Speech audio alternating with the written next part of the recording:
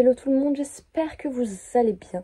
Aujourd'hui, petite review lecture sur ma dernière lecture que j'ai terminée lundi dernier. Lorsque je rentrais de Londres, je l'ai terminée dans le train. Et vraiment, c'est une lecture que j'ai enchaînée tellement c'était incroyable. Je peux vous le dire, département, je pense que c'est pour le moment ma meilleure lecture de l'année. En même temps, c'est pas compliqué, on en est que à la 3e lecture de l'année. Mais c'est quand même le premier dans mon top 3.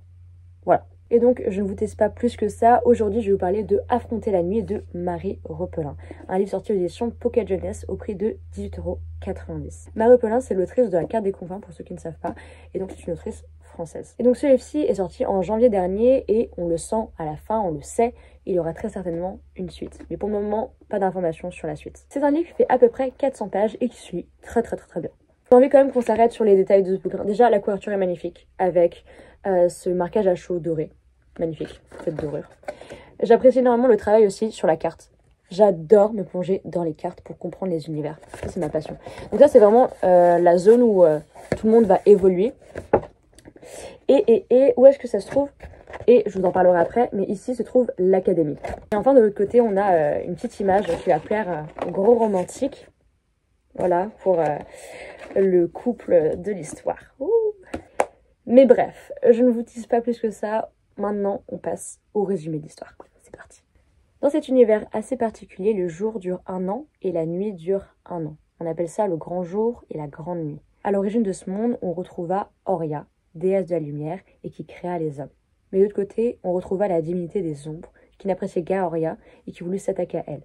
Mais puisque le combat était impossible, il décida de s'attaquer à ces créatures. Ainsi, pour combattre les hommes, il décida de créer les dragons. Et chaque année, durant la période de l'éclipse, lorsque Oria doit se coucher pour laisser place à la grande nuit, celle-ci libère ses derniers rayons qui viendraient illuminer les élus. Les élus, ce sont ceux qui par la suite obtiendront le don d'Oria et qui pourront participer à l'académie pour pouvoir combattre les dragons. C'est une manière pour la déesse de donner un petit coup de main aux humains pour pouvoir les aider à combattre les dragons pendant la grande nuit quand elle ne pourra pas les aider. C'est dans ce contexte-ci que l'on va suivre notre personnage principal, Olivia, qui habite dans le 4e et dernier rayon de la ville de Larigia.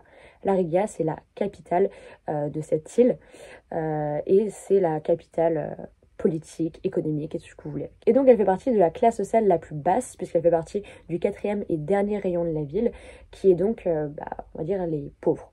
Elle est orpheline. Par miracle, elle échappe à l'orphelinat puisque Malo, un vieil homme, décide de l'adopter. Les années passent, Malo décide d'adopter d'autres enfants, etc. La vie continue. Sauf que cette année particulière puisque désormais, elle a été touchée par le rayon d'Oria. Elle fait donc partie des élus qui devront partir à l'académie pour découvrir quel est leur don. Les dons, il en existe 5. Les yeux, qui ont la capacité de voir dans le futur. Ça, c'est un don qui est très rare.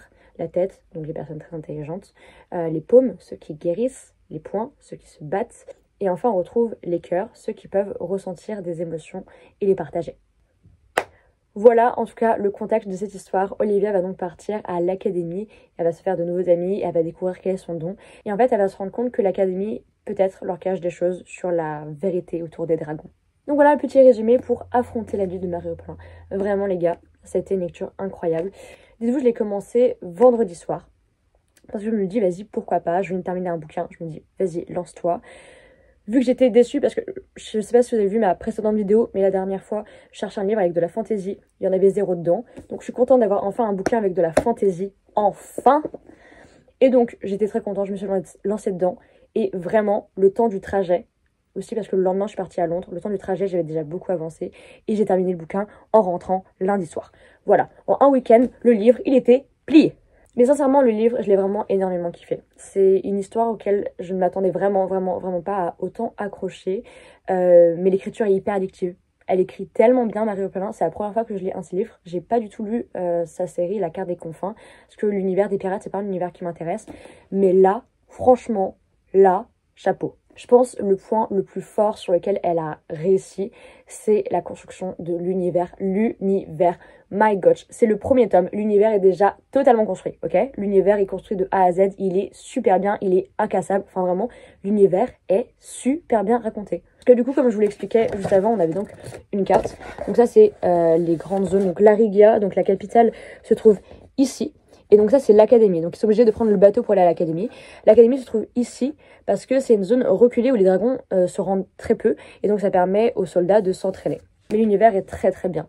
Vraiment, je trouve qu'il est hyper crédible. On a envie d'en savoir plus. On est hyper captivé par tout ce qu'elle a à nous raconter. Vraiment, l'univers est super bien développé. Et j'ai rien à dire dessus.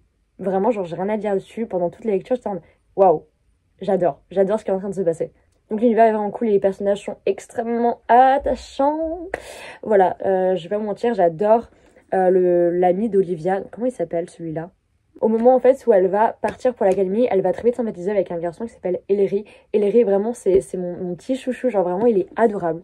Il est tellement gentil, il est tellement doux, il est tellement attentionné, c'est vraiment un mec, il est adorable, c'est le meilleur ami qu'on aurait tous voulu avoir. Il est incroyablement gentil ce personnage et même tous les personnages autour sont incroyablement bien écrits. Moi je suis désolée mais vraiment j'ai aucun défaut à dire sur ce bouquin. Sincèrement j'ai vraiment aucun défaut à dire sur ce bouquin. L'écriture est belle, l'écriture est très très belle, l'écriture est addictive, l'écriture donne envie de nous plonger dans l'histoire.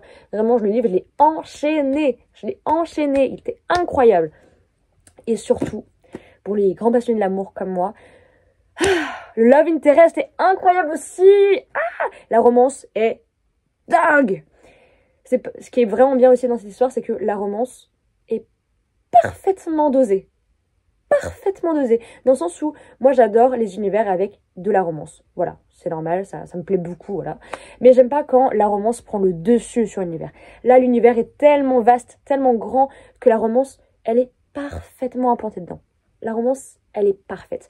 C'est un slow burn, très slow burn. Slow burn et enemies to lover. Parce que, dès le début, Olivia se met à dos le mec contre qui elle va avoir un petit crush. Voilà. Ils se détestent mutuellement l'un l'autre. Ils se détestent. Voilà. C'est un peu une romance vraiment à la Divergente. Je sais pas si vous voyez, mais vraiment, c'est une romance à la Divergente. Vous verrez par vous-même. Mais c'est vraiment cette vibe-là. Et franchement, j'ai adoré. J'ai adoré. Ça avance progressivement. Ça avance doucement. Il n'y a pas de smut. Il n'y a rien du tout. C'est vraiment une histoire qui se concentre de ouf vraiment sur l'univers, la fantaisie et l'aventure. Et c'est incroyablement bien fait. Je sais pas quoi vous dire de plus pour vous dire de vous lancer dans cette histoire parce que vraiment le livre, il était génial. Le livre était génial. Pour moi, c'est un sans faute. Pour moi, c'est un 5 sur 5. Pour moi, c'est vraiment une beauté divine. Ce bouquin était génial. Les dialogues sont vraiment cool. L'interaction entre les personnages est vraiment bien.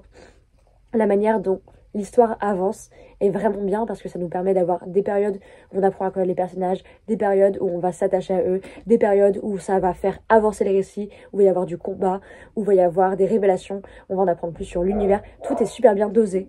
Et vraiment, sincèrement, j'ai tellement hâte de lire la suite.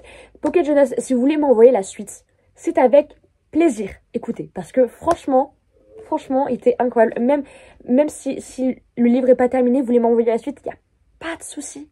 Pas de souci. Ça vient du cœur, j'accepte avec grand plaisir. Non mais voilà, en tout cas, vraiment, j'ai adoré l'histoire. 1000 fois, je vous la recommande, même si je devais comparer ça à mes lectures de l'an dernier. Franchement, meilleure lecture aussi.